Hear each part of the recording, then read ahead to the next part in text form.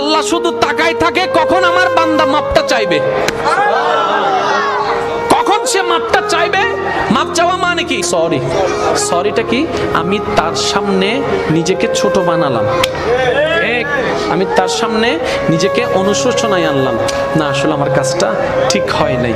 এবার আপনি করে ফেলছেন জেনা, আপনি করে ফেলছেন বন্ধু বান্ধবী মিলে একটা অপকর্ম, আপনি করে ফেলছেন কোনো নেশা, আপনি করে ফেলছেন কোনো সুদ, আপনি করে ফেলছেন কোনো ঘুষ, আপনি করে ফেলছেন কোনো অন্যায়, আপনি করে ফেলছেন কোনো একটা কাজ যেটা করে আপনি গুনাহ করেছেন, আল্লাহকে কষ্ট দিয়েছেন, আল্লাহকে নারাজ করেছেন। এবার এত বছর পর আপনার মনের মধ্যে একটা অনুশোচনার বোধ জাগলো, আপনি শুধু মন থেকে বলবেন আল্লাহ মাফ করে দাও না, আল্লাহ মাফ করে দাও না, আমি চেষ্টা করব ভবিষ্যতে আমি এইরকম কাজ আর করব না। আপনি শুধু নরম সুরে একবার বলবেন। আল্লাহ পাক জানেন আপনি যখন এরকম করে চোখের পানি ছেড়ে ছেড়ে যখন আপনি তওবা করেন, তখন আল্লাহ পাক ফেরেশতাদেরকে ডাক দেয়, ফেরেশতাদেরকে ডেকে বলে, ও জিবরাইল দেখো না আমার বান্দা কত ছোট বাচ্চার মতো কান্না করছে, কিভাবে চোখের পানি ফেলছে, কত রং বেরঙের কোন সুন্দর নামে আমাকে ডাকছে, কখনো রহমান ডাকছে, কখনো রহিম ডাকছে, দেখো না তার ডাকের কত মায়া, দেখো না তার ডাকের কত ভালোবাসা, কত মায়া দিয়ে আমাকে ডাকছে। ও ফেরেশতা জিবরাইল তোমার কোনো গুনাহ নাই সেটা আমি জানি, কিন্তু কখনো আমার এই গুনাহগার বান্দার মতো করে কখনো আমাকে ডেকেছো,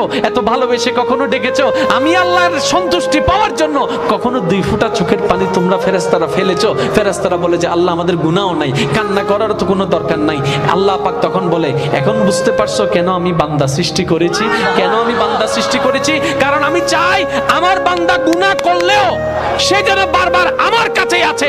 বান্দারে একবার শুধু তওবা কর মন থেকে, আমি তোর একটা তওবার কারণে 1000 গুনাহ মাফ করে দিতে রাজি।